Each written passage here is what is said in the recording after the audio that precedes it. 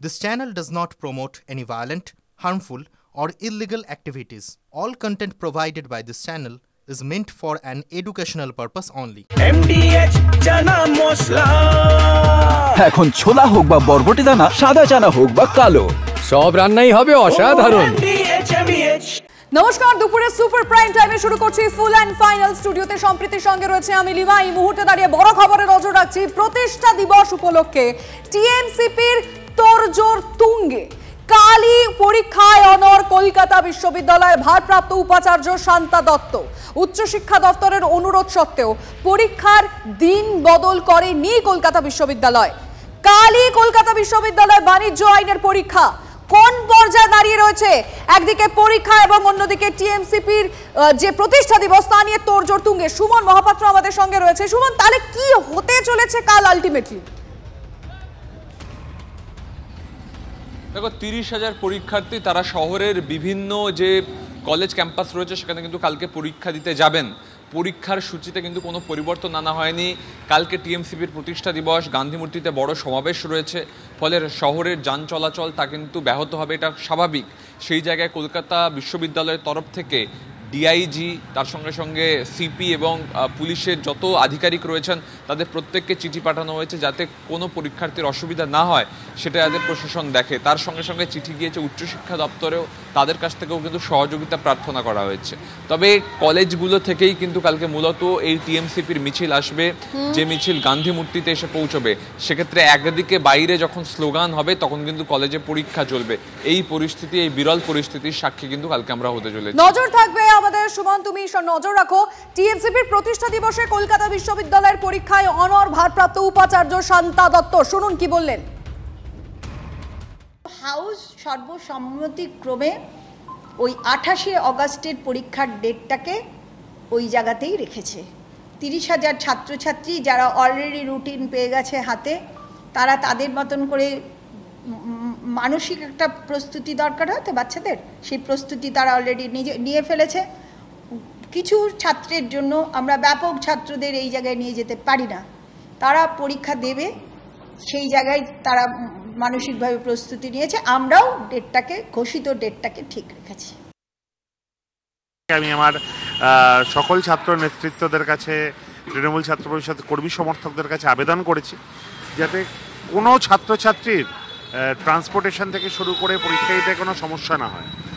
আজকে এটা তো ঘটনা যে ইউনিভার্সিটি নির্বুদ্ধিতার কাজ করেছেন, যাকে মহামান্য আদালত যাকে অযোগ্য বলে বলেছেন তিনি স্বাভাবিকভাবে যোগ্যতামান নিয়ে বিচার করতে পারবেন না, এটাই ফ্যাক্ট। এবার সেই জায়গায় দেখা গেছে যে তিনি তার ব্যক্তিগত স্বার্থ চরিতার্থ করার জন্য তিনি পরীক্ষা ফেলেছেন। যদি ট্রেন বা বাস বা অন্য কোনো ট্রান্সপোর্ট মাধ্যমে দেখে যে অতিরিক্ত ভিড় হয়ে গেছে, আমার পরীক্ষার্থী ভাইটি ঢুকতে পারছে না, নিজেরা নেমে যাবেন কিন্তু তাদেরকে আগে তুলে দেবেন যাতে তারা নিজেরা গিয়ে সুনিশ্চিন্তে পরীক্ষা দিতে পারে। 28 অগস্ট পরীক্ষা স্থগিত না করায় কলকাতা বিশ্ববিদ্যালয়ের উপাচার্যকে বেলাগাম আক্রমণ এবার টিএমসিপির নেতা শান্তা দত্তকে ইঞ্চিতে ইঞ্চিতে বুঝে নেওয়ার হুঁশিয়ারি টিএমসিপির সাধারণ সম্পাদক অভিরূপ চক্রবর্তী। যারা উপাচার্যকে সমর্থন করছেন তাদেরও শাস্তি করার হুঁশিয়ারি। কলকাতা বিশ্ববিদ্যালয় এত বড় বেহায়া আমি জীবনে দেখিনি। আজ 28 আগস্টে পরীক্ষা ফেলে দিয়েছে।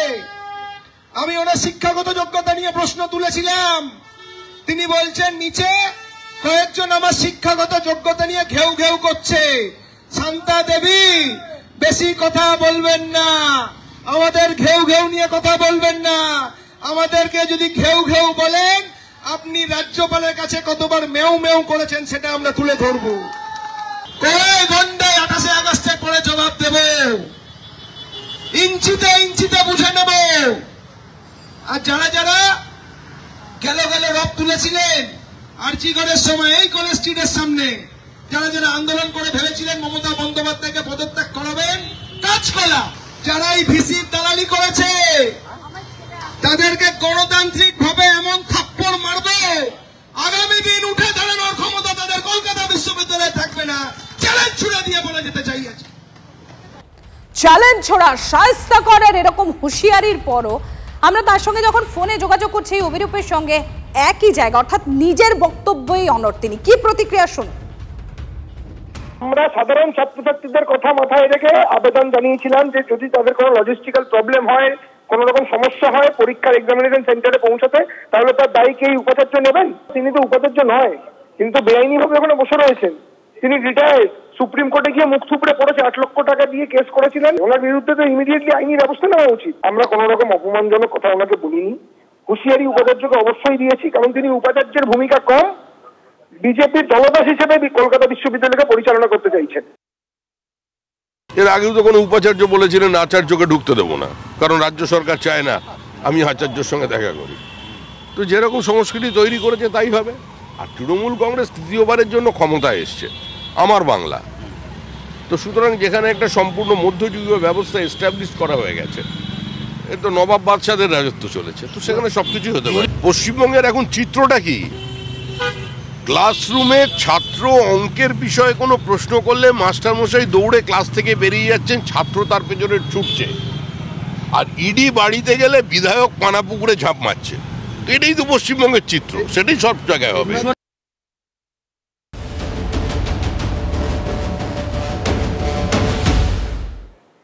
উপাচার্যকে ছাত্রনেতার হুঁশিয়ারি এখানেই শেষ নয়, শিক্ষাঙ্গনে আবারও শাসক নেতার দাদাগিরি। মনে থাকবে আপনাদের, কিছুদিন আগেই স্কুল পরিচালন সমিতি সভাপতি তথা শাসক দলের নেতা প্রধান শিক্ষিকাকে শাসিয়েছিলেন।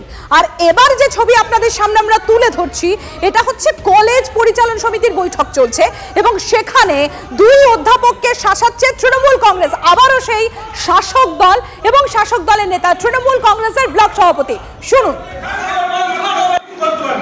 আমি জানছি না মাথা ধোবো না মুঝে अपने घर से बॉल फ्लड हो गए जे दे अपने घर से बॉल फ्लड हो गए जे दे আপনি তো জীবিত রাস্তা বিকার में হবে মাথা দিয়ে জীবিত কি বলে আমি সমস্যা কই এই কাট আর তোমার সালাম সালাম লোক কি যাওয়ার কুনকো হারাম ভাই ওরা এরকম ভাষা ইউজ করিস না এটা মাথা দিয়ে কেন বলো আর কি এই ভাষা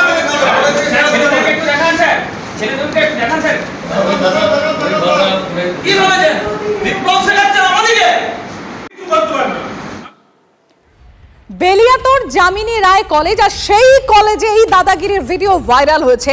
আমার সহকর্মী হিরক রয়েছে আমার সঙ্গে, আমি একবার হিরকের কাছে চলে যাবো। হিরক, অধ্যাপককে তুলে আনা এমনকি প্রাণনাশেরও হুমকি দেওয়া হচ্ছে এবং সেটা পরিচালন সমিতির বৈঠকে। একেবারে দেখো, যে ভিডিও সামাজিক মাধ্যমে ভাইরাল হয়েছে সেই ভিডিওতে কিন্তু রীতিমতো হম্বিতম্বি করতে দেখা যাচ্ছে বড়জোড়ার তৃণমূলের ব্লক সভাপতি কালীপদ মুখোপাধ্যায়কে।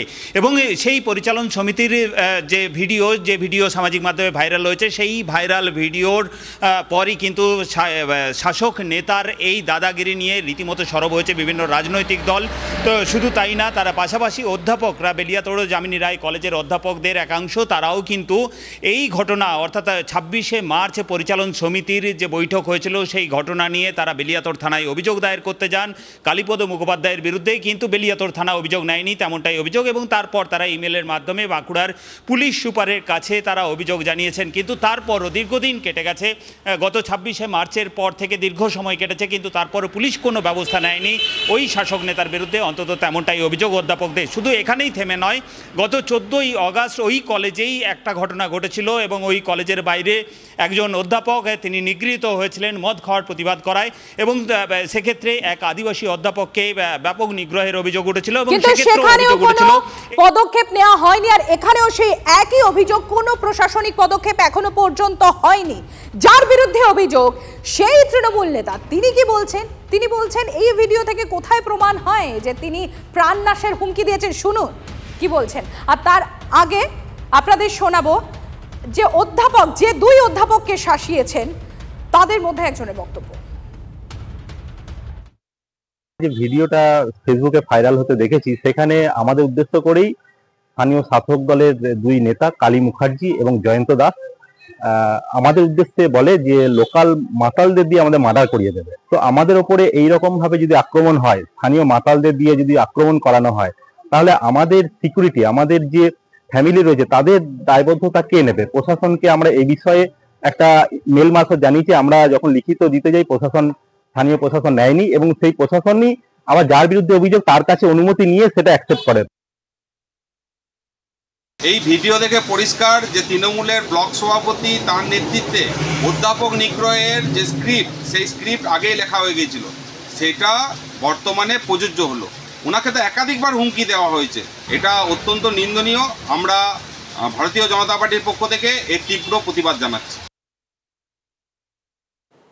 অধ্যাপকদের অসম্মানিত করার জন্য কারা জড়িত এবং কারা যারা এই দুষ্কৃতিকারী, যারা মদ্যপ, তাদেরকে বাঁচানোর চেষ্টা করছে এবং তাদেরকে পরোক্ষে মদত দিচ্ছে, এটা মানুষের কাছে প্রতিদিন পরিষ্কার হচ্ছে। বড়জোড়া বিধানসভার মানুষ এই ঘটনাকে তীব্র ধিক্কার জানাচ্ছে এবং অবিলম্বে দোষীদের শাস্তির আমরা দাবি করছি।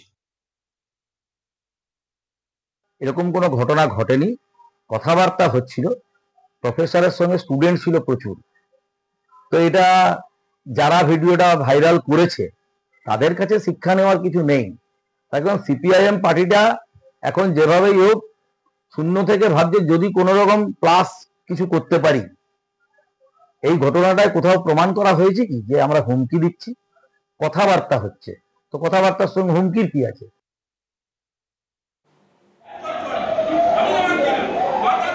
আপনারা দেখতে পাচ্ছেন তিনটে ছবি, ঠিক একটু আগেই যেরকম আপনাদের বলছিলাম যে শুধুমাত্র বাঁকুড়ার এই ঘটনা নয়, তার আগে এই যে প্রধান শিক্ষিকাকে হুমকি স্কুল পরিচালন সমিতির সভাপতি তথা তৃণমূল কংগ্রেস নেতা, মালদার ঘটনা আপনাদের খেয়াল থাকবে 23 তারিখ, সেখানে ওই রকম স্কুল পরিচালন সমিতির বৈঠক ছিল এবং সেখানে সভাপতি তথা শাসক দলের নেতা প্রধান শিক্ষিকাকে হুমকি দিচ্ছে। তার পাশাপাশি একদম ডান দিকের ছবিটা, এটা তো বেলঘড়িয়ার ছবি, আপনাদের খেয়াল থাকবে সেখানে ভোরবেলা অঙ্কের শিক্ষক তিনি প্রকাশ্যে মদ্যপানের প্রতিবাদ করায় রীতিমতো বেধড়ক মারধর করা হয় তাকে।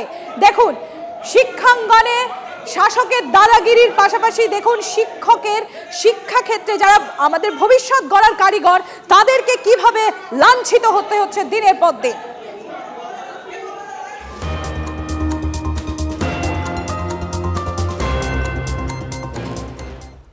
আমরা পরবর্তী বড় খবরের দিকে নজর রাখতে চাইব। নিজের বাছাই করা উপাচার্যকে সরালেন রাজ্যপাল।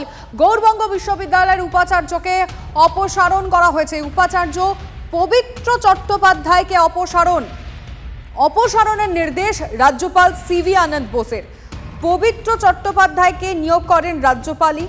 কর্তব্যে গাফিলতি ও দুর্নীতির অভিযোগে অপসারণ করা হয়েছে, এমনটাই সূত্রের খবর। গৌড়বঙ্গ বিশ্ববিদ্যালয়ে 25শে অগস্ট সমাবর্তনের কথা ছিল, সমাবর্তন আয়োজনে ব্যর্থ হওয়ায় কি অপসারণ? এই প্রশ্ন উঠছে যে কারণে বারবার ধরে এই পরিস্থিতি, যে কারণে রাজ্যপাল সিভি আনন্দ বোস যে উপাচার্যকে নিয়োগ করেন তার অপসারণ নিয়ে এবার প্রশ্ন উঠছে। যেখানে গৌড়বঙ্গ বিশ্ববিদ্যালয়ে 25শে অগস্ট সমাবর্তনের কথা ছিল, কিন্তু সমাবর্তন আয়োজনে ব্যর্থ হওয়ায় কি এই অপসারণ? এই প্রশ্ন এই মুহূর্তে উঠছে।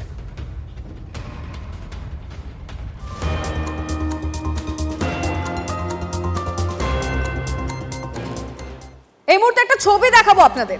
আমাদের রাজ্যে মিড ডে মিল নিয়ে অনেকবার একাধিকবার প্রচুর অভিযোগ সামনে এসছে, আর এবার পচা মাংস রান্নার অভিযোগ। দুর্গন্ধে অসুস্থ হয়ে পড়েছে একাধিক পড়ুয়া। দেখুন কি অবস্থা তাদের। কেউ মানে এই মুহূর্তে দাঁড়িয়ে তাদের মানে শারীরিক অবস্থার দিকে আমরা নজর রাখছি, তারা কেমন আছেন জানার চেষ্টা করবো। তার আগে ছবিটা আমি বারংবার দেখাবো। স্কুলের বাচ্চাদের অবস্থাটা দেখুন। আসানসোলের বেলডাঙ্গা আদিবাসী বিদ্যালয় তুমুল বিক্ষোভ। ইতিমধ্যে প্রশাসন তদন্ত শুরু করেছে, কিন্তু বিক্ষোভের ছবি যেমন দেখাচ্ছি তার পাশাপাশি যারা পড়ুয়ারা রয়েছে তারা অসুস্থ হয়ে পড়েছে পচা মাংস খেয়ে।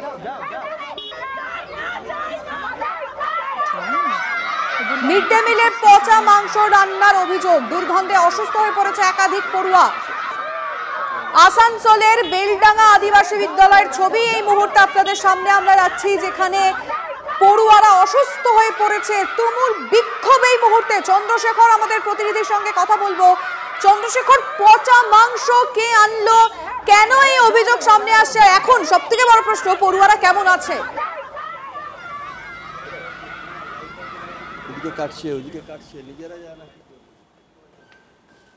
চন্দ্রশেখর, কথা শোনা যাচ্ছে?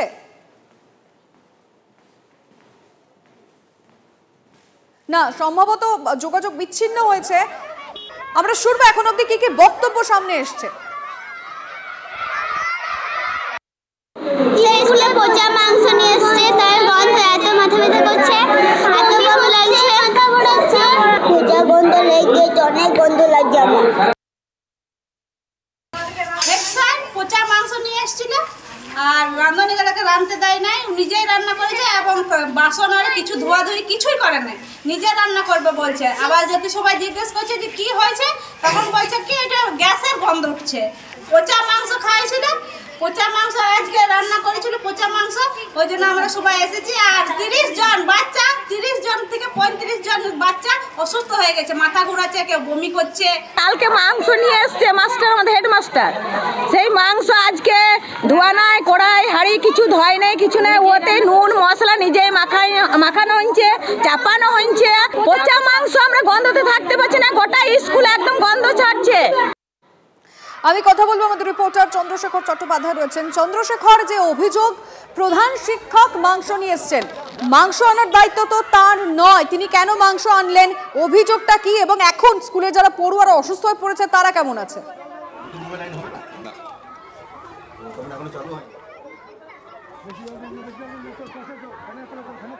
না, যোগাযোগ করার চেষ্টা করব, তবে প্রধান শিক্ষকের বক্তব্য আমাদের কাছে এসছে, যার বিরুদ্ধে এই অভিযোগ, শুনুন তিনি কি বলছেন। আরে মাংসটা ভোরে কাটিয়েছিলাম তো, হতে পারে, মেবি হয়তো হইতে পারে। কার কাছে কাটিয়েছিলেন? ওটার নাম জানি না, কিন্তু আপনি কাটিয়েছিলেন, আপনি নিশ্চয়ই জানবেন। আরে বাবা বলছি মেশিন ওই সেটার আমি নাম জানি না। জায়গাটা কোথায়? জায়গাটা আপনার পাথরচুর। পাথরচুর গ্রাম। আচ্ছা।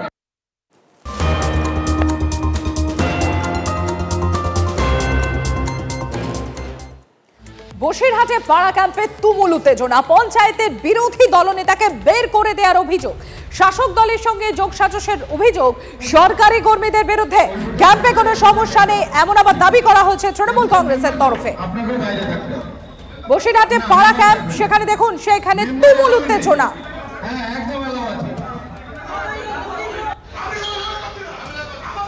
দীপঙ্কর রয়েছেন আমাদের সঙ্গে। দীপঙ্কর, কি ঘটেছে ঠিক, কোথা থেকে উত্তেজনার সূত্রপাত? দেখো, এই উত্তেজনার সূত্রপাত কিন্তু বিভিন্ন পাড়ার সমাধানের ক্ষেত্রে লক্ষ্য করা যাচ্ছে।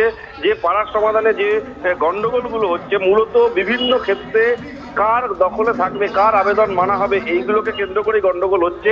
বসিরহাটে আজকের যেটা ঘটেছে, পাড়ায় সমাধান ক্যাম্পে পঞ্চায়েত বিরোধী দলনেতার ক্যাম্প থেকে বার করে দেওয়ার একটা অভিযোগ তো চলছিল, এবং তাকে বিরোধী ক্যাম্প থেকে, পাড়ায় সমাধান ক্যাম্প থেকে বার করে দেওয়ার কথা বলছেন, এবং তাই নিয়ে উত্তেজনা। একদল বলছে কেন বার করে দেওয়া হবে।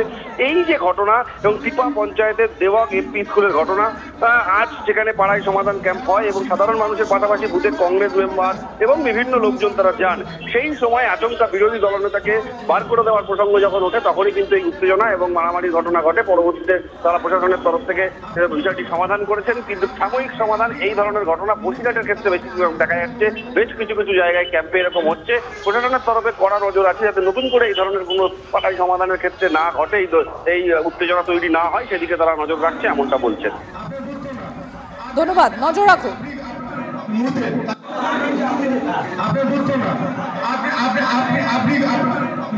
তাহলে আপনি আগের বুথে কেন থাকবেন? ওই বুথের ভোটার, এই বুথের মেম্বার, ঠিক আছে, এই বুথের মেম্বার তো আপনাকেও বাইরে থাকতে হবে না, মেম্বার থাকবে না, মেম্বার এলাও নেই। হ্যাঁ, একদম এলাও আছে।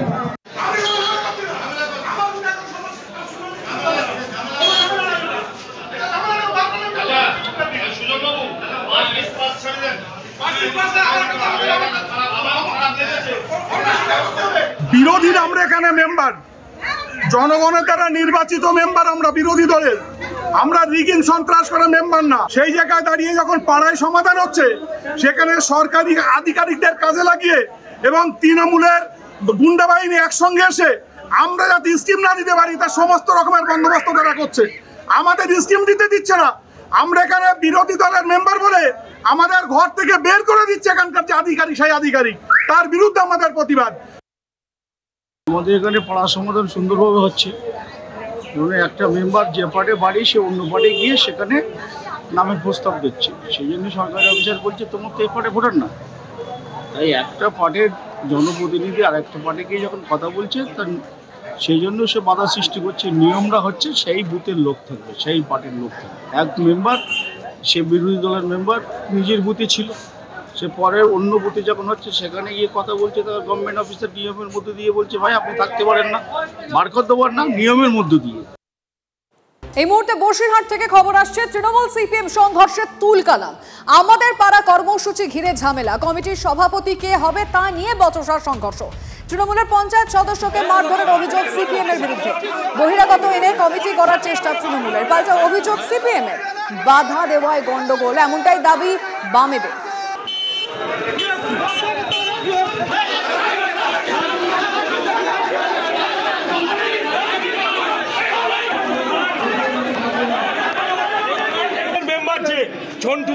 অভিযোগ রাজাইপুর গ্রামের সিপিএম এর যিনি মেম্বার আছে তার হাজবেন্ডের নেতৃত্বে বাবলু বলে একজন সমাজ বিরোধী আছে, মফি বলে একটা ছেলে আছে এবং ফিরোজ এবং আসাদুল, এরা চারজনা তারা লোহার রড পাতি এই সমস্ত নিয়ে তারা এই ক্যাম্পে ঢোকে এবং ঢুকে তারা হঠাৎ করে আমাদের মেম্বারদের উপরে এবং আমাদের দলীয় সমর্থকদের উপরে তারা আক্রমণ করে।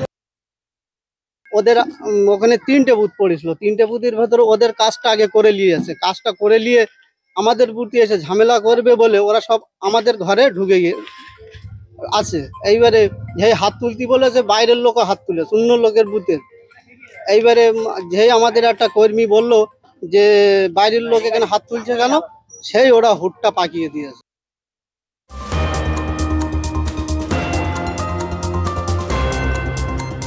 আরে বাচ্চা খবরের দিকে নজর রাখবো। প্রকাশ্যে বিজেপি নেতাকে রাস্তায় ফেলে মার, হাওড়া গ্রামীণের বিজেপি সহ সভাপতি অভিজিৎ রায়ের উপর হামলা। তৃণমূল কংগ্রেসের বিরুদ্ধে হামলার অভিযোগ বিজেপির। হাসপাতালে গুরুতর আহত অবস্থায় ভর্তি রয়েছে। 14ই আগস্ট আমাদের ভারতীয় জনতা পার্টির একটা তেরঙ্গা যাত্রার কর্মসূচি ছিল। আমি যখন উদয়নপুর থেকে খিলার উদ্দেশ্যে রওনা হই, খিলার ব্রিজে জয়নগর বলে একটা জায়গা রয়েছে, ওই ব্রিজেতে আমাকে তৃণমূল দুষ্কৃতীরা আমার গাড়ি আটকায় এবং আমাকে অকথ্য ভাষায় গালিগালাজ করে এবং আমাকে ওই দুষ্কৃতীরা লাঠি, লোহার রড, হকি স্টিক, ব্যাট দিয়ে আমাকে এলোপাতাড়ি মারতে থাকে এবং আমি সেন্সারা হয়ে যাই। ওই জায়গা থেকে আমি আর কোনো আমার জ্ঞান থাকেনি। আমি যখন জানতে পারলাম যে আমি এমস হসপিটালে ভর্তি, যখন জ্ঞান ফিরল তখন জানতে পারলাম যে আমি এমসে ভর্তি আছি। ওরা মেরে খুন করে বিজেপিকে শেষ করে দেবে ভেবেছিল, কিন্তু এত সহজ গল্প নয়। যিনি এই মুহূর্তে ভারতবর্ষের স্বরাষ্ট্রমন্ত্রী, তার শরীরের 18টা অংশ ভেঙে দিয়ে কংগ্রেস ফেলে দিয়ে গিয়েছিল রাস্তায় মারা গেছে বলে, কিন্তু তিনি উঠে দাঁড়িয়েছেন, দেশ চালাচ্ছেন, একটার পর একটা নির্বাচনে জিতছেন, মেরে বিজেপিকে কি ঠান্ডা।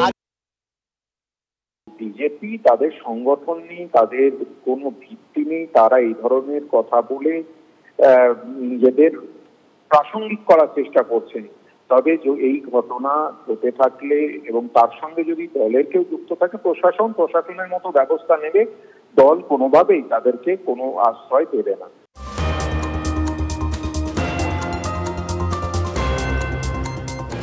তৃণমূলের ব্লক কমিটি ঘোষণা হতে দুপক্ষের গোষ্ঠীদ্বন্দ্ব উত্তপ্ত হয়ে উঠল তুফানগঞ্জ। রাতে তৃণমূলের প্রাক্তন ব্লক সভাপতির বাড়িতে হামলা, জেলা পরিষদের কর্মাধ্যক্ষ চৈতি বড়ুয়ার বাড়িতে হামলার অভিযোগ। সদ্য ব্লক সভাপতির দায়িত্ব পাওয়া নিরঞ্জন সরকারের অনুগামীদের বিরুদ্ধে বাড়ির আসবাবপত্র সহ সব জিনিস ভাঙচুরের অভিযোগ।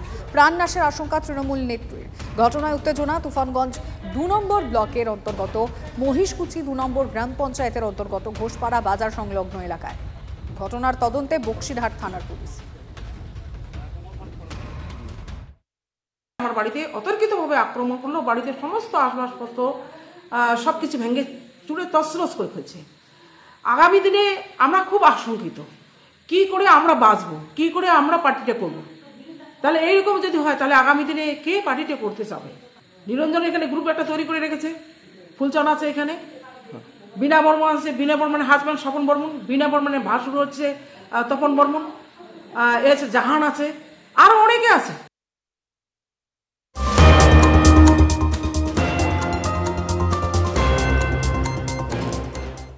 জোড়া ফুল পদ্ম ফুলের পর এবার হাতে ভরসা মতুয়াদের। রাহুল গান্ধীর সাক্ষাৎ চাইছেন মতুয়া সমাজের একাংশ, এমনই দাবি অধীর রঞ্জন চৌধুরী। রাহুলের সঙ্গে দেখা করতে চেয়ে তার কাছে আর্জি জানিয়েছে মতুয়াদের একাংশ, এমনই দাবি করা হচ্ছে প্রদেশ কংগ্রেসের প্রাক্তন সভাপতি অধীর রঞ্জন চৌধুরীর তরফে। কি বলছেন তিনি, শোনায়। মতুয়া সম্প্রদায়ের মনে ভয়টা আছে যে হয়তো তাদের নামও ভোটার লিস্ট থেকে বাদ চলে যেতে পারে। সেখানে অনেক রিফিউজি আছে, অনেক বাংলাদেশ থেকে আগত মানুষরা আছে, তাই তাদের একটা ভয় আছে যে এই যে ভোটার লিস্ট তৈরি হচ্ছে, যে সার তৈরি হচ্ছে SIR, তাদের নাম বাদ যেতে পারে। তাই তারা রাহুল গান্ধীর এই আন্দোলন থেকে উৎসাহিত হয়ে তারা রাহুল গান্ধীর সাথে দেখা করতে চাইছে। আমি বলেছি রাহুল গান্ধীর দপ্তরকে। অরূপ চক্রবর্তী তৃণমূল কংগ্রেস মুখপাত্রের সঙ্গে আমরা টেলিফোনে যোগাযোগ করতে পেরেছি। অরূপ বাবু, অধীর রঞ্জন চৌধুরী তিনি দাবি করছেন যে এবার মতুয়া সমাজের একাংশ রাহুল গান্ধীর সঙ্গে দেখা করতে চান। রাহুল গান্ধীর আন্দোলনের ধরনে তারা উদ্বুদ্ধ, যেভাবে রাহুল গান্ধী সাধারণ মানুষের পাশে এসে দাঁড়িয়েছে। কিভাবে দেখছেন বিষয়টি? সে তো খুবই ভালো কথা, কিন্তু প্রদেশ কংগ্রেসের সেন্টারটা এখন কে নিয়েছে? শুভঙ্কর সরকার। প্রদেশ কংগ্রেসের সভাপতি তো আমি শুনেছিলাম শুভঙ্কর সরকার, মানে মতুয়ারা শুভঙ্কর সরকারের উপর আস্থা রাখতে পারছে না, অধীর চৌধুরীকে গিয়ে জানাচ্ছে। এই অবস্থায় দাঁড়িয়েছে। আসলে একটা জিনিস বুঝতে হবে, বাংলার বুকে আমরা নিশ্চিতভাবে ইন্ডিয়া জোটের আমরা প্রত্যেকে চাই ইন্ডিয়া জোট শক্তিশালী হোক, বিজেপির বিরুদ্ধে লড়াই আরো তীব্রতর হোক। বাংলায় তো আলাদা করে কাউকে দরকার নেই। বাংলায় মমতা ব্যানার্জি, অভিষেক ব্যানার্জি যথেষ্ট।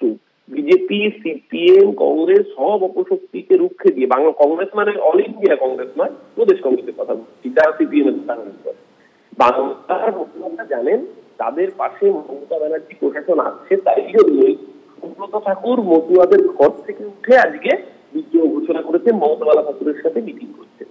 বাংলার মতুয়ারা জানেন যে যতদিন মমতা বন্দ্যোপাধ্যায় আছেন ততদিন তাদের মাথার উপর কোনো বিপদ হবে না। বাংলার মতুয়ারা দেখেছেন শান্তনু ঠাকুর 3000 টাকা করে মতুয়া কার্ড বিলি করেছেন বলে অভিযোগ ওঠার পরেও সেই মতুয়াদের মহারাষ্ট্রের বিজেপি সরকার জেলে পুষছে, অত্যাচার করছে, প্রতিবাদ করছে তৃণমূল কংগ্রেস। তাই অধীর চৌধুরীকে আগবারই উনি CPM এর দালালি করছেন, পুরো এই করে করে শূন্য হয়েছেন, নিজে হেরেছেন, বাংলার বুকে দলটাকে সাইডবোর্ড করেছেন। আপনি এবার শুভঙ্কর সরকারের সাথে আপনার লড়াই থাকতে পারে, আমরা এই লড়াইকে উপভোগ করছি। ধন্যবাদ অরূপ বাবু।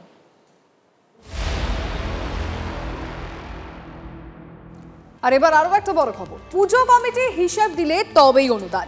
পুজো অনুদান মামলায় নির্দেশ হাইকোর্টের। সিজার মন্ডল রয়েছেন টেলিফোন লাইনে। সিজার, ঠিক কি নির্দেশ হাইকোর্টের তরফে?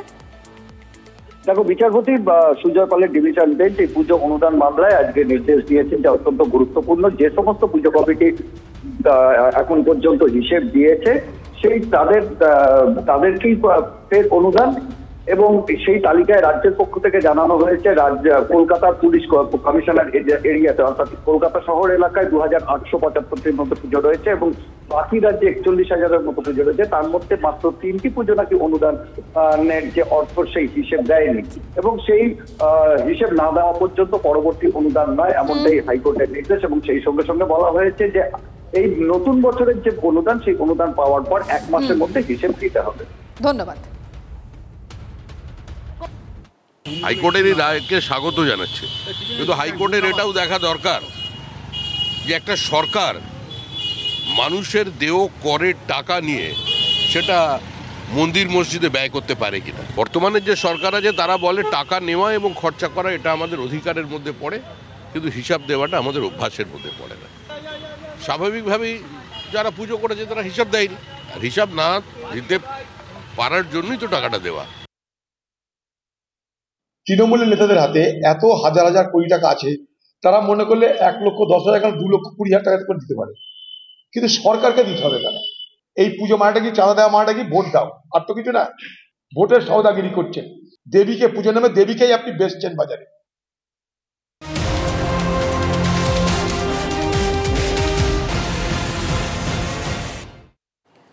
ফুল অ্যান্ড ফাইনালের এই পর্বে স্টুডিও থেকে আপনাদের সঙ্গে রয়েছে লিমা, আর আমি সম্প্রীতি রয়েছে আপনাদের সঙ্গে। লিমা, যে খবরের দিকে আমরা এখন নজর রাখবো, গোটা উত্তর ভারত প্রায় বিপর্যস্ত, একে খারাপ আবহাওয়া, তারপর একের পর এক প্রাকৃতিক বিপর্যয়, রীতিমতো জেরবার উত্তর ভারত, টানা বৃষ্টি, হড়পা বান, ধসে বিপর্যস্ত হিমাচল প্রদেশ, মানালিতে নদী গিলে খেলো একের পর এক রাস্তা দোকান। দেখুন কিভাবে পড়ছে, TV9 এক্সক্লুসিভ দেখছেন সেই ছবি আপনারা।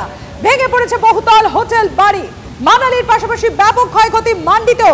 মান্ডির ছবি এই মুহূর্তে দেখছেন আপনারা।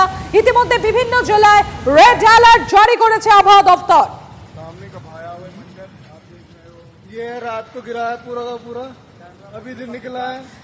সম্প্রতি আমরা পরের ছবিটা দেখাচ্ছি আমাদের দর্শকদের। কে বলবে এটা একটা আস্ত হোটেল ছিল?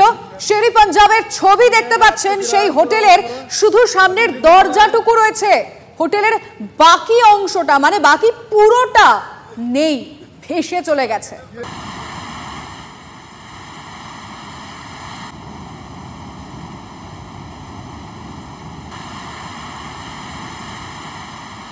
কুলুর ছবি দেখাচ্ছি আমরা এই মুহূর্তে TV9 বাংলার পর্দায় কুলুর ছবি আপনারা দেখতে পাচ্ছেন। ভয়ঙ্কর পরিস্থিতি। আমি পিসিআর কে রিকোয়েস্ট করব একবার বিগ ওয়ালে ছবিটা দেখাতে, আমি রিকোয়েস্ট করব। লিমা দেখো কি ভয়ঙ্কর গাড়ি সেখানে পড়ে যাচ্ছে। এই ধরনের গাড়ি এখানকার স্থানীয় বাসিন্দারা যারা তারা এটা ইউজ করে, এবং যখন টুরিস্টরা যে অনেক টুরিস্টরা তারা লোকাল ভেহিকেল যখন অ্যাভেল করে, এই ধরনের ভেহিকেল এই ধরনের গাড়ি তারা অ্যাভেল করে, কিভাবে জাস্ট মনে হচ্ছে একটা খেলনা গাড়ির মতো পড়ে যাচ্ছে। রাস্তা সেতু কোনো কিছুর কোনো চিহ্ন নেই, সেখানে পুরোপুরি নিশ্চিহ্ন হয়ে গিয়েছে। দেখো কি ভয়ঙ্কর ছবি এটা। এই ছবি আমরা দেখতে পাচ্ছি হিমাচল প্রদেশের ছবি, কিন্তু সম্প্রতি মানে এটা নিমেষের মধ্যে কিভাবে গাড়ি ভেসে যাচ্ছে দেখছি, মানে এটা দেখেই আমরা ভয় লাগছে। আমি পিসিআর কে বলবো আমাদের কাছে পরে আরো একটা ছবি আসছে যা এর থেকেও ভয়ঙ্কর, বিগ ওয়ালে দেখাবো আমাদের দর্শকদেরকে, এর থেকেও ভয়ানক। এই ছবিটা একবার দেখুন, ভালো করে ছবিটা দেখুন, কিভাবে ধসে গিয়ে একের পর এক গাড়িগুলো এরকম একদম মার্ক করে আমরা দেখাচ্ছি, একটার পর একটা গাড়ি একের উপরে একটা পড়ে আছে। সাংঘাতিক ছবি এই মুহূর্তে দাঁড়িয়ে, ভয়ানক ছবি সামনে আসছে। গোটা একটা রাস্তা ধসে ভিতর দিকে ঢুকে গেছে এবং সেখানে যে কটা গাড়ি ছিল একটার পর একটা গাড়ি সেখানে পড়ে গেছে। সেখানে এই মুহূর্তে রেস্কিউ টিম রয়েছে। দেখুন এই ছবিটা, বারবার আমি একটু বলবো এই ছবিটাকেই রাখতে, কিভাবে গাড়িগুলোর রাস্তায় ধসে গিয়ে পড়ে গেছে, সাংঘাতিক ছবিটা। আর এবার আমরা একটুখানি নজর রাখবো, একদিকে আমরা দেখতে পাচ্ছি সমানে লিমা উত্তর ভারত, গোটা উত্তর ভারত প্রায় এরকম ভাবে বিপর্যস্ত, প্রাকৃতিক বিপর্যয়ে। জম্মুর ছবি দেখাচ্ছি, জম্মু কাশ্মীর এই রিজিয়নের ছবি আপনাদের সামনে আমরা তুলে ধরবো। প্রথমে এই মুহূর্তে আপনারা জম্মুর ছবি দেখছেন, হড়পা বান, লাগাতার বৃষ্টি, দেখুন কি অবস্থা জম্মুর, দেখুন কি ভয়াবহ অবস্থা। ইতিমধ্যে দেখুন কি ভয়ঙ্কর কাদা স্রোত নেমে আসছে, দেখুন সেই ছবি পুরোপুরি মানে নিশ্চিহ্ন হয়ে গিয়েছে। জনপথ থেকে শুরু করে রাস্তা কোনটা আলাদা বোঝাই যাচ্ছে না। এই মুহূর্তের ভয়ঙ্কর ভয়াবহ 5 ছবি আপনারা দেখছেন, 5টা ছবি আপনাদের সামনে তুলে ধরছি। হিমাচল প্রদেশ মান্ডি, হিমাচল প্রদেশ মানালি, হিমাচল প্রদেশ কুলু, জম্মু কাশ্মীরের ছবি, একসঙ্গে 5টা ছবি আপনাদের সামনে আমরা তুলে ধরছি। উত্তরকাশী, হিমাচল প্রদেশ, জম্মু কাশ্মীর এবং পাঞ্জাব। দেখুন পাঞ্জাবের মাধোপুরের ছবি আপনাদের সামনে তুলে ধরছি। জাস্ট রেস্কিউ হেলিকপ্টার যখন এয়ারলিফট করলো সেখানকার জওয়ান এবং স্থানীয় বাসিন্দাদের, তারপর পাঞ্জাবের মাধোপুরে হুড়মুড়িয়ে গোটা একটা বাড়ি ধসে চলে গেল নদীতে, সেই ছবিও আপনাদের সামনে আমরা তুলে ধরছি। দেখুন এই 5 উইন্ডোতে সেই ভয়ঙ্কর ছবি। এবার আপনাদেরকে উত্তরকাশীর ছবি দেখাবো, কারণ সেখানে বিপদ সীমার ওপর দিয়ে বইছে যমুনার জল, ভয়াল ছবি সামনে আসছে। উত্তরাখণ্ডের উত্তরকাশীর ছবি দেখছেন, জলের তোরে ডুবেছে বাড়ি। দেখুন এই বাড়ির অর্ধেকের বেশিটা জলের তলায় চলে গিয়েছে। যারা সেখানকার বাসিন্দারা রয়েছেন তাদেরকে নিরাপদ স্থানে সরানো হয়েছে, যারা স্থানীয় বাসিন্দারা তাদেরকে প্রত্যেককে সরিয়ে নিয়ে যাওয়া হয়েছে। বারকোট যমুনেত্রী যাওয়ার ব্রিজ ছুঁয়ে পড়ছে যমুনার জল। ভয়ঙ্কর ছবি, যে একটার পর একটা ছবি আসছে। আমরা এই মুহূর্তে যে ছবিটা দেখাচ্ছি তা আপনাদেরকে উত্তরকাশীর ছবি দেখাচ্ছি। যমুনার ভয়াল রূপ বলা যায়, জলের তোরে বাড়ি হোটেল যা রয়েছে সব ডুবে গেছে। যারা টুরিস্ট রয়েছেন, যারা পর্যটক এবং যেখানকার স্থানীয় বাসিন্দারা, তাদের প্রত্যেককে সরানো হয়েছে, তারা এখন নিরাপদ স্থানে রয়েছে। বারকোট যমুনোত্রী যাওয়ার যে ব্রিজ, সেই ব্রিজটা আর বোঝা যাচ্ছে না, কারণ যমুনার জল সেই ব্রিজটাকে ছুঁয়ে ফেলেছে। মান্ডি হিমাচল প্রদেশে নয়, ফি বছর বর্ষায় আমরা এই ধরনেরই ছবি দেখি, কিন্তু উত্তরকাশী এমনকি পাঞ্জাবেও এরকম একটা বিধ্বংসী ছবি আমরা দেখতে পাচ্ছি বছর। দেখো দুটো বিষয়ের ক্ষেত্রে রয়েছে, এক হচ্ছে প্রকৃতি, মানে প্রবল বৃষ্টি গত 24 ঘন্টায় যদি দেখা যায় উধমপুরে, জম্মুর উধমপুরে একদিনে 630 মিলিমিটার, মানে প্রায় 1.5 মাসের বৃষ্টি একদিনে হয়েছে। জম্মু শহরে, যে জম্মু শহরের ছবি আমরা দেখাচ্ছি গতকাল থেকে, সেখানে একদিনে 24 ঘন্টার মধ্যে 380 মিলিমিটার বৃষ্টি হয়েছে। জম্মুতে সাধারণত অগস্ট মাসে 403 মিলিমিটার বৃষ্টি হয়, মানে 1 মাসের বৃষ্টি একদিনে হয়েছে জম্মুতে। এটা হচ্ছে একটা পার্ট। আমরা জলবায়ু পরিবর্তনের ফলে দেখা যাচ্ছে যে অল্প সময় বেশি বৃষ্টি হচ্ছে, কিন্তু তার সঙ্গে সেটাকে কমব্যাট করার জন্য প্রশাসন কি ব্যবস্থা নিচ্ছে? গোটা ভারতে আদৌ কোনো ব্যবস্থা নেওয়া হচ্ছে? উল্টে আমরা যেটা দেখতে পাচ্ছি, প্রকৃতিকে ধ্বংস করা হচ্ছে নানাভাবে, নানা রকম উন্নয়নের নামে, এবং তার জন্যই অনেক বেশি ক্ষয়ক্ষতি, এই ধরনের বিপর্যয় হচ্ছে। আমি একটু কমলে সেখানে বলবো শুধুমাত্র উন্নয়নের নামে না, সেখানে বারবার যে অভিযোগটা করা হচ্ছিল বেআইনি, অর্থাৎ অনুমতি ছাড়া বেআইনি ভাবে হোটেল নির্মাণ হচ্ছে, বহুতল নির্মাণ হচ্ছে, সেই অভিযোগও কিন্তু বারংবার এসছে। দেখো, উত্তরাখণ্ডের ধরালি গ্রামের ছবি আমরা দেখিয়েছিলাম, নদী খাতে হোটেল ছিল। আজকে তোমরা এইমাত্র ছবি দেখালে মানালিতে একদম নদীর গায়ে হোটেল। একটা ছবি, একটা ম্যাপ দেখায়, তাহলে একটু বুঝতে পারবে। দেখো, আমরা আসলে নদীগুলোকে তার নিজস্ব ছন্দে বইতে দিচ্ছি না। একটা যদি বলি স্বাধীন নদী, নদী কিভাবে বয় আমরা জানি, নদী চলে আঁকাবাঁকা পথে, এইরকম হচ্ছে নদীর গতিপথ। নদীতে যখন বেশি জল আসবে, মানে বর্ষাকাল এরকম প্রবল বৃষ্টি হবে, যেদিন 300 মিলিমিটার বৃষ্টি হবে, সেদিনকে নদী অনেকটা জায়গা জুড়ে বইবে, অর্থাৎ সেই জলটা যাতে নদী নিয়ে যেতে পারে, এই রকম হওয়া উচিত। এবং পরবর্তীকালে আবার জল যখন কমে যাবে, তখন দেখা যাবে নদীর মধ্যে ছোট ছোট কতগুলো শাখা নদী তৈরি হচ্ছে, এইরকম হবে। কিন্তু এখন আমরা কি করছি উন্নয়নের নামে, বিশেষ করে এই পাহাড়ি অঞ্চলে, দেখো নদীটাকে প্রথমেই এই কোনো একটা যন্ত্র দিয়ে নদীটাকে সোজা একটা নর্দমার মতো বানিয়ে ফেলা হচ্ছে, যেটা আমরা ধারালিতে দেখেছিলাম। এই সব জায়গাতে এই নদীটাকে ছোট, অর্থাৎ নদীকে শিকল পরিয়ে দেওয়া হচ্ছে, এবং নদীর দুপারে অজস্র বাড়ি, যেটা পাহাড় জুড়ে নদীর দুধারে অজস্র হোটেল তৈরি হয়ে যাচ্ছে পর্যটকদের রাখার জন্য। মানে এই ব্যবসার কথা মাথায় রেখে নদীটাকে ছোট একটা নর্দমা বানিয়ে দেওয়া হয়েছে। এবং যখন এই প্রবল বৃষ্টিটা হচ্ছে, তখন কি হচ্ছে, নদীটা তো ওইটুকু জায়গায় রয়েছে, কিন্তু জল তো অনেক বেশি, এই এত চারদিক থেকে জল আসছে, এবং জলবিদ্যুৎ প্রকল্পের যে ড্যামগুলো রয়েছে সেখান থেকে সব জল ছেড়ে দিতে হচ্ছে। এই জল যাবে কোথায়? এই জল যখন নদীর দুপারে যত বাড়ি হোটেল রয়েছে, এই যে উত্তরকাশীর ছবি এইমাত্র দেখালে, ঠিক এইরকম ছবি, বাড়িগুলো সব জলের তলায় ডুবে গেছে। অর্থাৎ একে তো জলবায়ু পরিবর্তন, অনেক বেশি বৃষ্টি হচ্ছে, কিন্তু সেটাকে কমব্যাট করার জন্য কোনো ব্যবস্থা তো আমরা নিচ্ছিই না, উল্টে যেটুকু প্রকৃতির ব্যবস্থা রয়েছে সেগুলো সব ধ্বংস হয়ে যাচ্ছে। কমলেশ, তুমি আমাদের সঙ্গে থাকো, আমরা এই মুহূর্তে দেখে নেবো কি সিচুয়েশন সেখানে, কি আপডেট রয়েছে। মোহিত মালহোত্রা আমার সহকর্মী তুলে ধরছি সেই ছবিটা। जो मंडी से लेकर कुल्लू और मनाली तक की जो कनेक्टिविटी है वो काफ़ी प्रभावित हुई है। हाईवे पर चट्टानें हैं और ब्यास नदी भी काफ़ी उफान पर है। सबसे पहले आपको तस्वीरें दिखा देता हूँ। ये टनल नंबर 12 है और यहाँ पर आपको कुछ गाड़ियाँ दिखाई देंगी, कुछ लोग यहाँ पर दिखाई देंगे जो कि इंतज़ार कर रहे हैं कि कब हाईवे खुलेगा। एक राहत की बात यह है कि रात से बारिश नहीं हुई है, इसलिए ब्यास नदी जो पूरे उफान पर थी और कल तक काफ़ी रौद्र रूप दिखा रही थी, उसका जल स्तर थोड़ा सा कम हुआ है, यानी स्लाइट इसमें कमी देखी गई है। और ये एक पुल आपको मैं दिखाना चाहूँगा। ये पुल सुबह तक की बात करें तो दिखाई नहीं दे रहा था। ये एक पैदल लोगों के आने जाने के लिए पुल यहाँ पर ब्यास नदी पर बनाया गया था। सामने मैं इस वक्त मंडी और कुल्लू के बीच में मौजूद हूँ। यहाँ पर हाईवे पर टनल नंबर 12 और 13 के बीच हम भी फंसे हुए हैं, क्योंकि हमें आगे कुल्लू और मनाली जाना है, क्योंकि वहाँ की स्थिति हमें अपने दर्शकों को दिखानी है। लेकिन फ़िलहाल हाईवे जो है वो पूरी तरह से ब्लॉक है और national highway authority of India के जो अधिकारी हैं, कर्मचारी हैं, वो कोशिश कर रहे हैं। सामने आपको भारी भरकम चट्टानें हाईवे पर दिखाई देंगी, उनको हटाकर रास्ता बनाने का प्रयास हो रहा है। लगातार जो टाइम दिया जाता है, कभी कहा जाता है कि 1 से 2 घंटे का वक्त और लगेगा, कुछ देर बाद अपडेट आता है कि अभी 3 से 4 जो मंडी। একের পর এক জায়গার বিধ্বংসী ছবি আমরা তুলে ধরছি। জম্মু, কাটরা, বৈষ্ণোদেবী, কাশ্মীর, ভয়ঙ্কর পরিস্থিতি জম্মু কাশ্মীর এন্টায়ার রিজিয়নের। একাধিক জায়গায় ধস, হরপা বাঁধ, চতুর্থ তাওয়াই ব্রিজের কাছে জলের তোড়ে ভেসে গিয়েছে রাস্তা। খোলা হয়েছে এমার্জেন্সি নম্বর, নিরাপদ স্থানে সরানো হচ্ছে বাসিন্দাদের।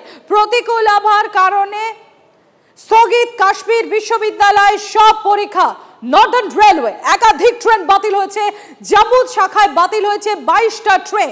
আর এই সব ট্রেনগুলো জম্মু বা কাটরা থেকে ছাড়া বা জম্মু বা কাটরায় এদের লাস্ট বা জাংশন স্টেশনে, এবং সেই ধরনের 22টি ট্রেন যেমন সম্পূর্ণ বাতিল করা হয়েছে, এছাড়া আরও অতিরিক্ত 27টি ট্রেনকে সাময়িকভাবে বাতিল করা হয়েছে এই প্রাকৃতিক বিপর্যয়ের জেরে।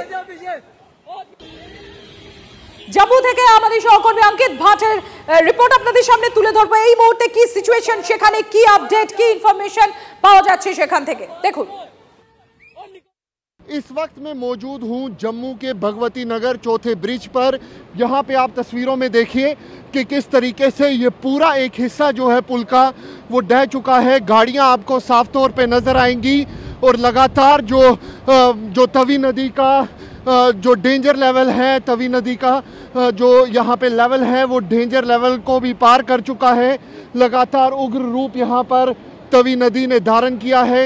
ये स्कॉर्पियो गाड़ी आप तस्वीरों में देख सकते हैं, ऑल्टो गाड़ी आप तस्वीरों में देख सकते हैं। कुछ समय पहले हम भी इसी इलाके से रिपोर्ट कर रहे थे, लेकिन अब ये पूरा इलाका यहाँ पर ढह चुका है।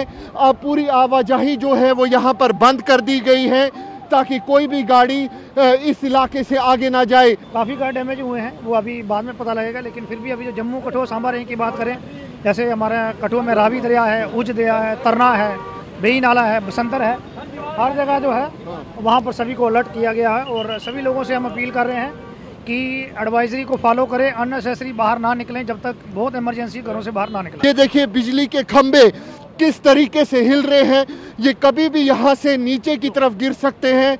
और यहाँ जो सिविल डिफेंस के लोग हैं वो भी यहाँ पर तैनात किए गए हैं। हालांकि अभी हल्की हल्की बारिश जो है वो ज़रूर हो रही है, लेकिन इस तरीके के जो दृश्य हैं वो हमने 2014 में देखे थे, लेकिन आज एक बार फिर इस तरीके की डरावनी तस्वीर जो है वो यहाँ पर देखने को मिल रही है। कैमरा पर्सन अनुदीप शर्मा के साथ अंकित भट्ट, TV9 भारतवर्ष के लिए।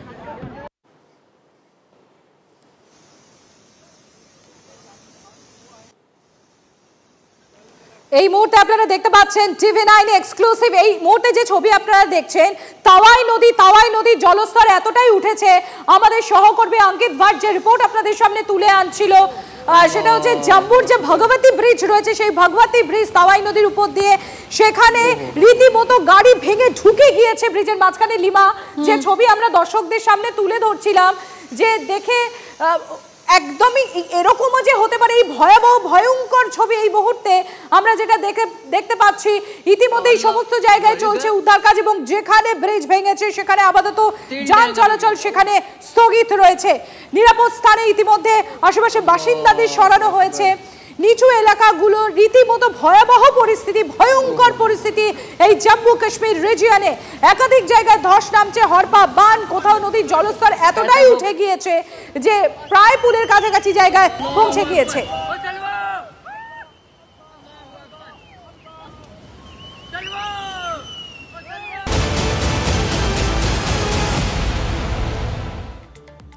আলিমা, এবার আমরা একটু শুল্কের দিকে নজর রাখি, কারণ আজ থেকেই দ্বিগুণ শুল্ক এই দেশের উপর অর্থাৎ ভারতের উপর আমেরিকা চাপিয়েছে। আগে 25 ছিল, আরও অতিরিক্ত 25% অর্থাৎ মোট 50% শুল্ক বোঝা আজ থেকেই বইতে হবে ভারতকে। তবে চাপের কাছে মাথা নত করেনি ভারত। আমেরিকার নিষেধাজ্ঞা উপেক্ষা করে রাশিয়ার থেকে তেল কিনছে ভারত। তাই আজ থেকে আমেরিকার রপ্তানি করা ভারতীয় পণ্যের উপর অতিরিক্ত, যেটা আপনাদের বলছিলাম, অর্থাৎ মোট 50% শুল্ক কার্যকর হচ্ছে। আর আজ থেকে আমেরিকা ভারতীয় পণ্যে 50% শুল্ক চাপানো হচ্ছে। মার্কিন শুল্ক এবং সীমান্ত সুরক্ষা বিভাগ মারফত ইতিমধ্যে একটি নির্দেশিকা তৈরি ডোনাল্ড ট্রাম্প প্রশাসনের হোমল্যান্ড সিকিউরিটি দপ্তরে। ট্রাম্পের এই পদক্ষেপের ফলে ভারত থেকে আমেরিকায় রপ্তানি হওয়া চিংড়ি, রেডিমেড পোশাক, চামড়ার জিনিস, রত্ন এবং গয়নার মতো যেগুলো শ্রম নির্ভর শিল্পের উপর মারাত্মক প্রভাব পড়ার একটা আশঙ্কা রয়ে গিয়েছে। আর এই আবহে গতকাল নয়াদিল্লিতে প্রধানমন্ত্রীর দপ্তরে একটা গুরুত্বপূর্ণ বৈঠক হয়। দেশীয় যারা রপ্তানিকারী রয়েছে তাদের উপর শুল্কের কি প্রভাব পড়তে পারে তা পর্যালোচনা হয়েছে এই বৈঠকে।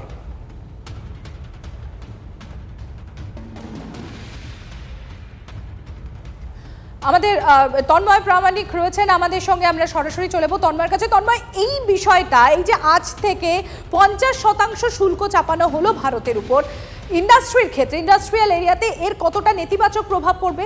কিন্তু ইতিমধ্যেই গতকালই আমরা যেটা বলছিলাম যে যারা এক্সপোর্টার্স রয়েছে তাদের সঙ্গে একটা মিটিং হয়েছে, সেক্ষেত্রে কোনো কি সমাধান সূত্র বেরোতে পারে? আর এর যে নেতিবাচক প্রভাব, এটা কতটা স্থায়িত্ব থাকবে বলে মনে করা হচ্ছে? দেখো, প্রভাব একটা থাকবে, কিন্তু সেই প্রভাবটা কতটা স্থায়িত্ব তার হবে এবং সেই প্রভাবকে কি করে এই দেশ কাটিয়ে উঠবে অর্থনীতির ক্ষেত্রে, সেটা নিয়ে কিন্তু গতকালই একদম প্রধানমন্ত্রীর ওখানে আলোচনা হয়ে গিয়েছে।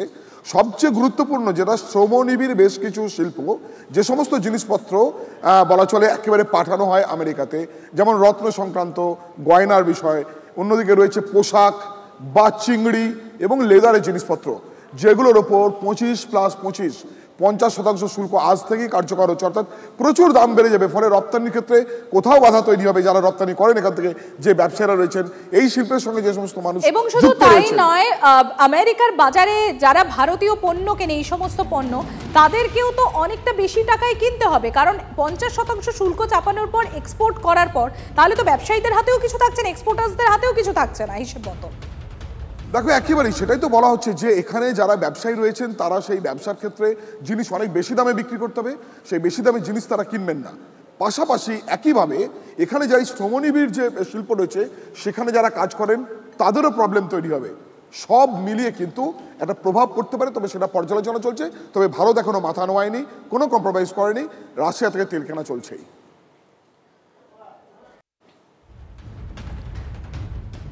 ভারতের উপর ট্রাম্পের শুল্ক বোঝা, আজ থেকে 50% হারে শুল্ক চাপালো আমেরিকা। আর এই আবহে মার্কিন যুক্তরাষ্ট্রে ভারতীয় পণ্য রফতানি ব্যয়বহুল হতে চলেছে। এর জেরে ভারতের রফতানি খাতে প্রভাব পড়তে পারে। ভারত প্রায় $8,600 কোটি জিনিস রফতানি করে থাকে আমেরিকায়।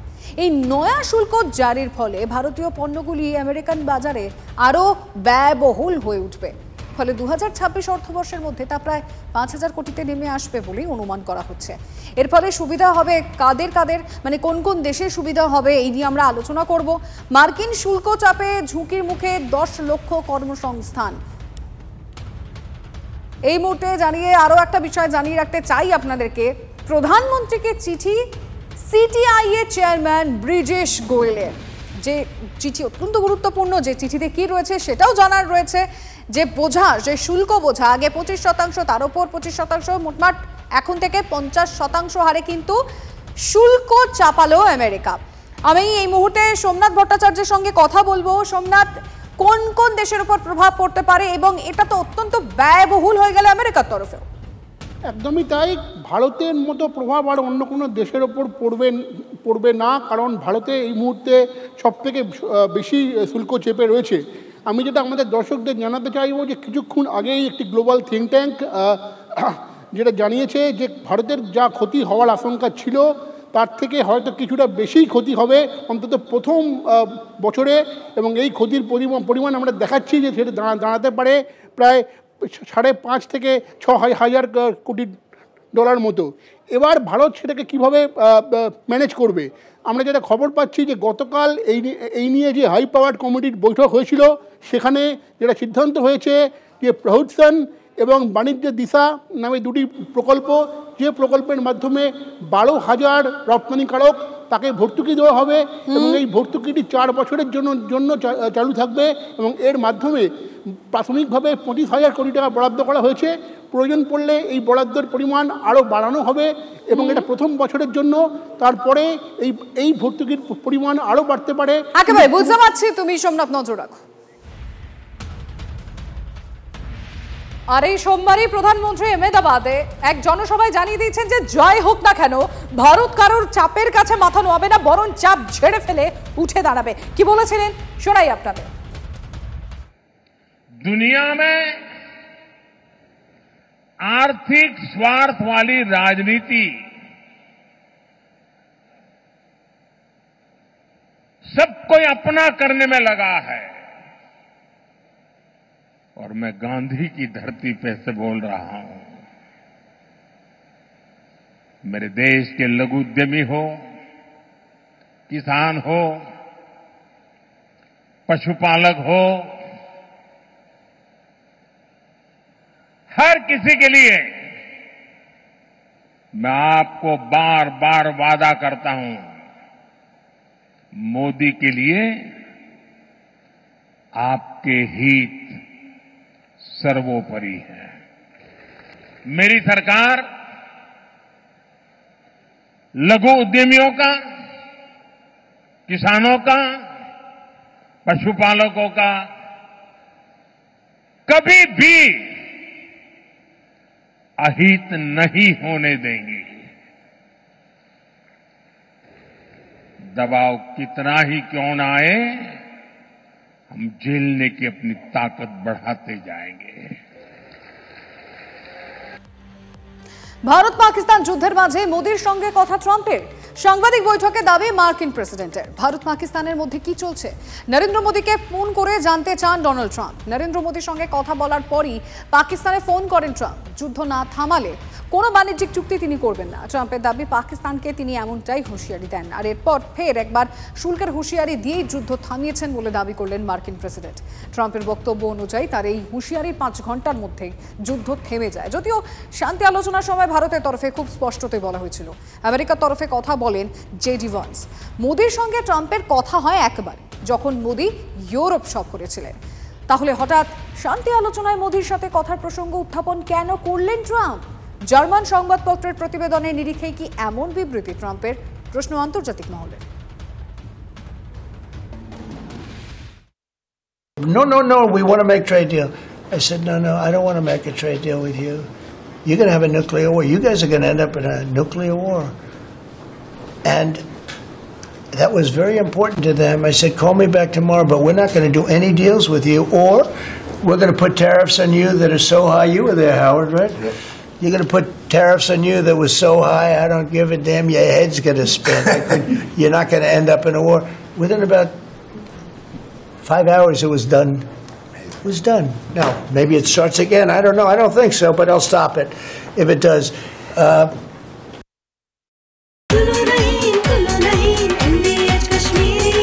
আরে কম দে কিন্তু খাঁটি দে। MDH কাশ্মীরি লাল লঙ্কার গুঁড়ো। MDH